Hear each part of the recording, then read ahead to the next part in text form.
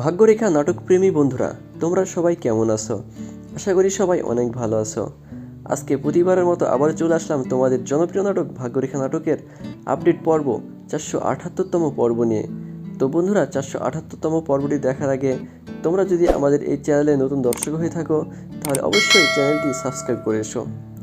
আর হ্যাঁ বন্ধুরা, আমাদের ভিডিওগুলো তোমাদের কেমন লাগে এটা কমেন্ট বক্সে অবশ্যই জানাবে।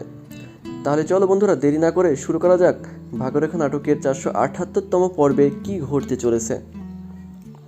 শ্রদ্ধা যখন সিংহাসনে বসে তখন রোশনি সেখানে আসে এবং শ্রদ্ধাকে বলে, শ্রদ্ধা, তোমার এত বড় সাহস হলো কিভাবে এই সিংহাসনে বসার? তুমি আবার নাটক শুরু করেছো শ্রদ্ধা?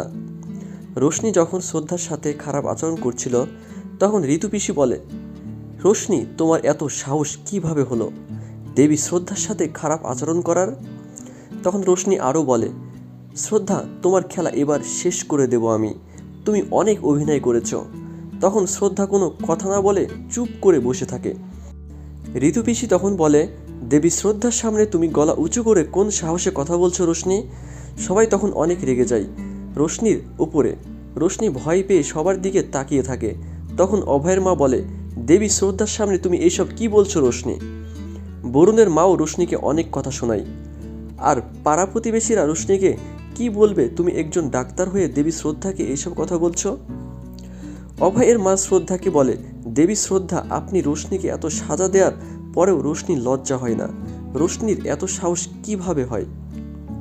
সবাই মিলে যখন রোশনিকে অনেক অপমান করে আর অভয় রোশনিকে ভয় পাইয়ে দেওয়ার জন্য অভয় বলে, রোশনি, তুমি দেবী শ্রদ্ধার সাথে খারাপ আচরণ করেছো। দেবী শ্রদ্ধার কাছ থেকে তোমাকে এবার কে বাঁচাবে রোশনি? তখন আশেপাশের মানুষগুলো বলে, তুমি আমাদের দেবী শ্রদ্ধার সাথে যে অনেক খারাপ আচরণ করেছো রোশনি, তোমাকে এবার শাস্তি দেওয়াই উচিত। রোশনিকে যখন মারার কথা বলে তখন রোশনি আরও ভয় পেয়ে যায়। রোশনি বলে, আমার ভুল হয়ে গেছে, আমাকে ক্ষমা করে দিন। সবাই যখন রোশনিকে জুতো তুলে মারার জন্য তখন রোশনি ভয় পেয়ে যায়। সবার থেকে ক্ষমা চায় রোশনি, শ্রদ্ধার কাছে হাত জোর করে ক্ষমা চায়। তখন শ্রদ্ধা রোশনিকে মারতে নিষেধ করে। শ্রদ্ধা বলে, ভুল তো মানুষেরই হয়, আপনারা রোশনিকে ছেড়ে দেন। রোশনি সবার চাইতে আমার বড় ভক্ত। শ্রদ্ধা রোশনিকে বলে, রোশনির এই ভুলের জন্য রোশনিকে কঠিন শাস্তি ভোগ করতে হবে। তখন রোশনি দৌড়ে এসে শ্রদ্ধার কাছে ক্ষমা চায়।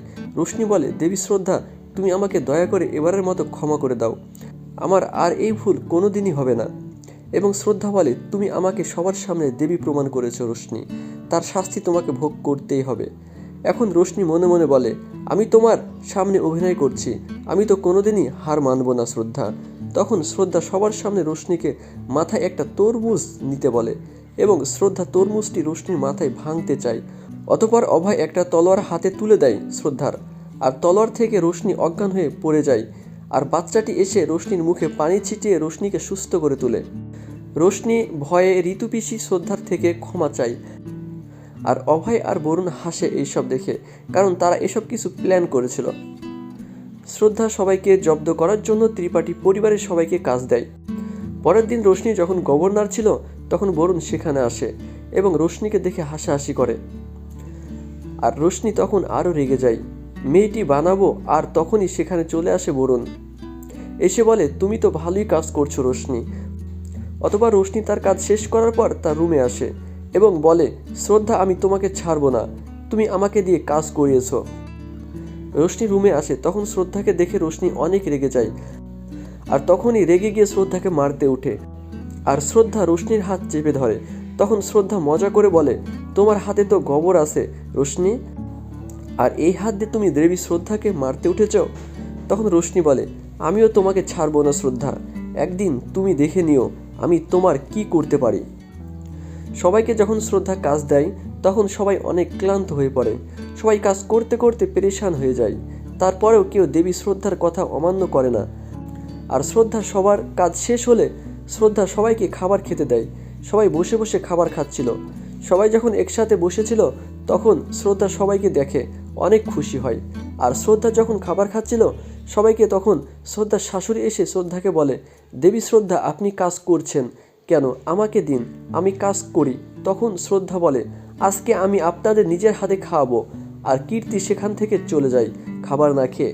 পরের দিন কীর্তি শ্রদ্ধাকে বলে, দিদি তোর নাটক এখন বন্ধ কর। তখন কীর্তির সাথে শ্রদ্ধার ঝামেলা শুরু হয়। তো বন্ধুরা, আমাদের এই ভিডিওটি আজকে তোমাদের কেমন লাগলো এটা কমেন্ট বক্সে অবশ্যই জানাবে। আর তোমরা যদি আমার চ্যানেলটি এখনও সাবস্ক্রাইব করে না থাকো তাহলে অতি শীঘ্রই গিয়ে সাবস্ক্রাইব করো, কারণ ভাগ্যরেখা নাটকের আপডেট ভিডিওগুলো সবার আগে আমাদের এই চ্যানেলেই পাবা। তো বন্ধুরা, আজকের মতন এই পর্যন্তই। ভালো থেকো, সুস্থ থেকো, ধন্যবাদ।